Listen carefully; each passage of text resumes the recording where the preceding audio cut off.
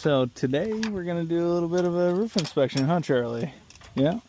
So we're gonna kind of do a walkthrough and take a look at all the things that we try to pay attention to. Oh, has it been a few years since you've been in a video?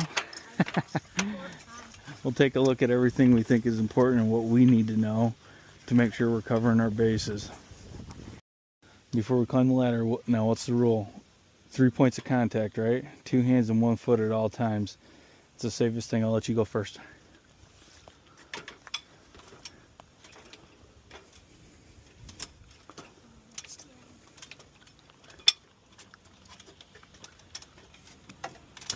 Yeah. And just stay low.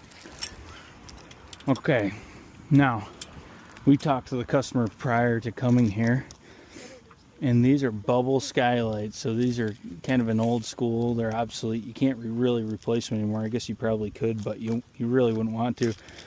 They're a notorious leak hazard. So with this customer, what we're going to do is we're going to remove these.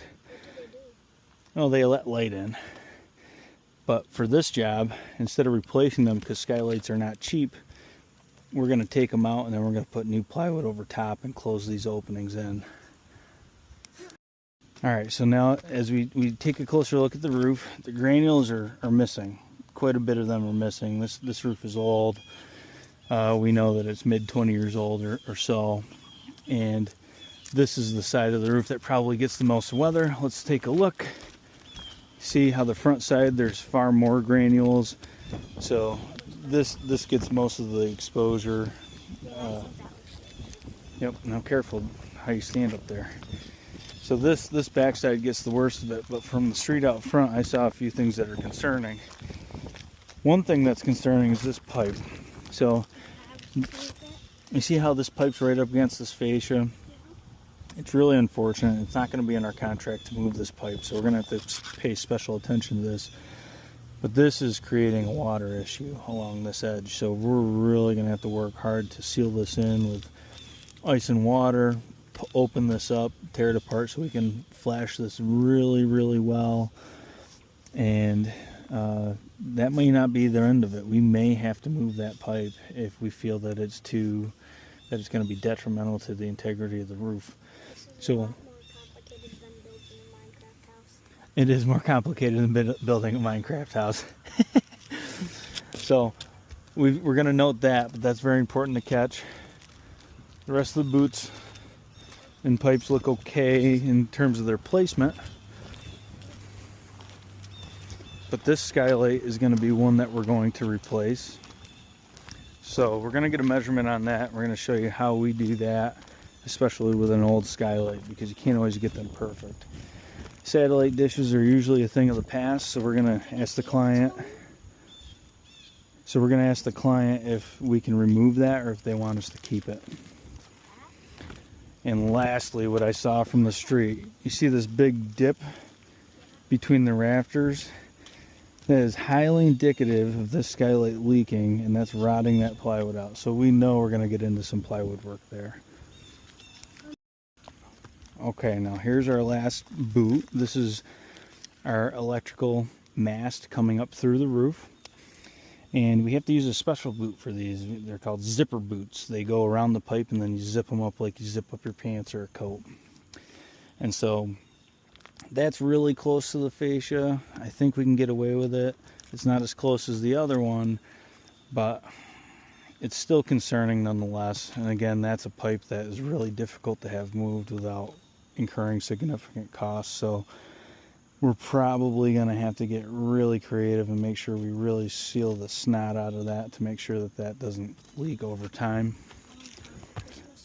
So let's go really quick. We'll grab our tape measure and our Velux Skylight book, and we're going to show people how to figure out our measurements on a skylight so that we can order one that will fit or fit close enough. Because when ordering new skylights, when we're replacing skylights that are 15, 16, 20 years old, 30 years old, a lot of the new skylights are not made at the same exact size that they were. It's hard to find the exact model. Sometimes we can, but even the newer replacement models aren't exactly the same. So we'll show how we do that in just a minute.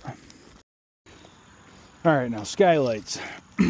Sometimes we get lucky, and on the upper jamb or the lower jamb, there will be a metal tag.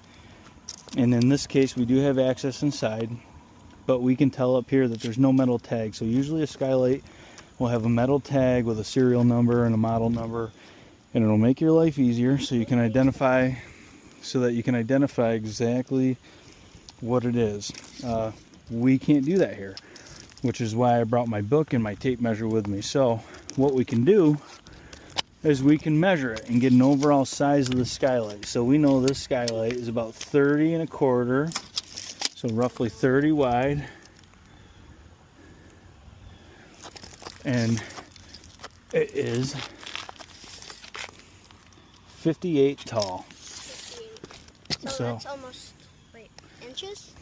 Yes, inches. What? It's okay. I'm like taller. I'm way taller than that. How much inches am I?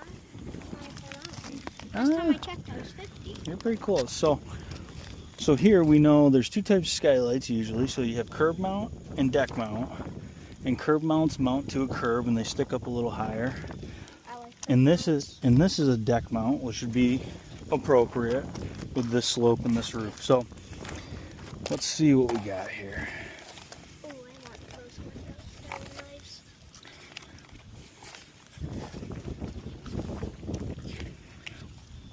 But can't that let some light in too? Deck mount. So fixed. So we want, and in this case we want a fixed deck mount. So we had 30 by 58.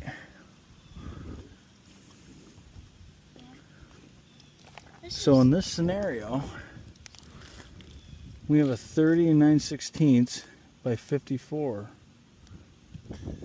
And our rough opening, so we're really kind of looking at our rough opening because that's how big this light is. So we're kind of bumming here. So our closest match right now for Velux lights, which is the lights that we work with, this is going to be slightly smaller by about 3 to 4 inches. So we'll look through our book in more detail to see if we have any other options. This is 100 times more complicated than building in Minecraft. You don't have to do the plates and stuff. So this is going to be a little more complicated. It's not going to just be an easy fix. We're going to have to do a little bit of a trim out. Probably what we'll do is we'll shrink that opening ever so slightly, and we will be able to make it work. The other option is we can have them custom made. We can have these lights custom made, these skylights custom made if they want the exact fix, but we'll give that customer the option to see if they want to spend more for the custom window that'll just fit versus doing a window that we can make work. So, and I might have to look at this a little closer because I said these were deck mount, but now that I'm looking at these, this actually might be a curb mount because this light's completely different. So we'll have to take a closer look at this. But for the sake of measuring, if they don't have a tag, we're trying to find what that rough opening is, and we're trying to match it as closely as